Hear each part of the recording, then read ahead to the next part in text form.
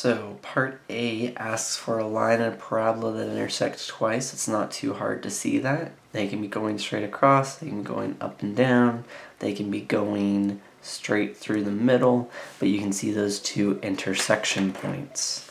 Part B asks for a line and a parabola that intersect once. Probably the most common case to think about is one that's either going straight to the side or straight up and down.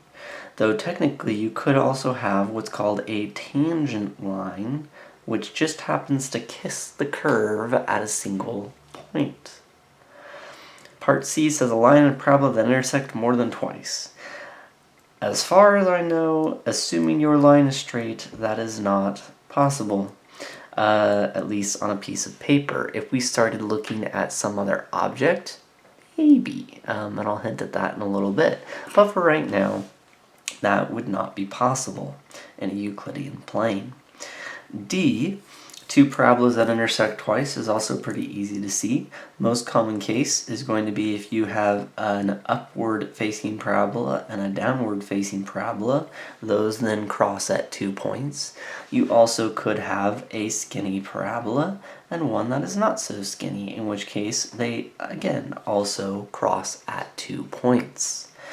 Part E now creates two parabolas have an infinite number of intersections. That's just a fancy way of saying, oh look, they're the same one.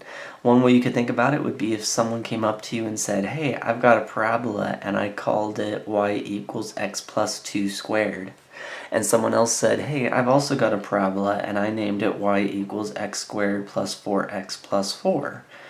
If you made a table or did some equation manipulation, multiplied the top one out using an area model or FOIL, or rewrote the second one in vertex form, you would see that these are both in fact the same equation.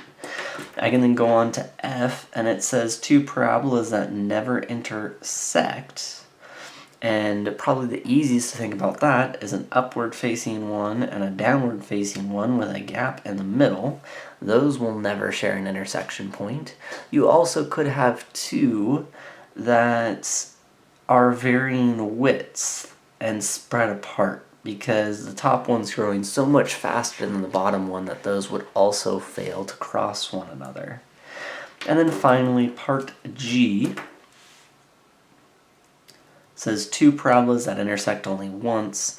Again, we can take a look at this. You can take the top example and just move it so that they just happen to touch at the vertex.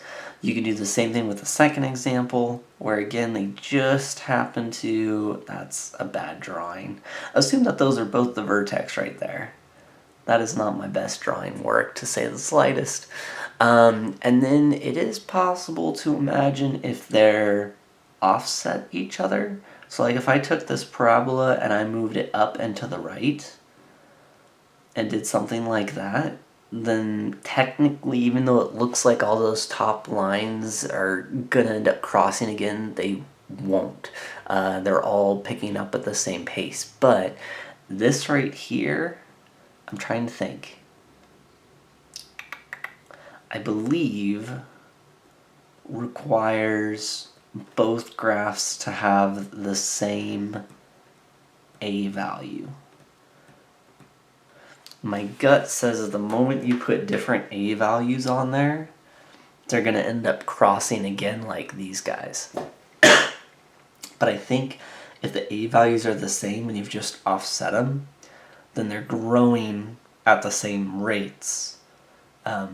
Even though it's not constant, but every step is the same amount, so they won't ever cross.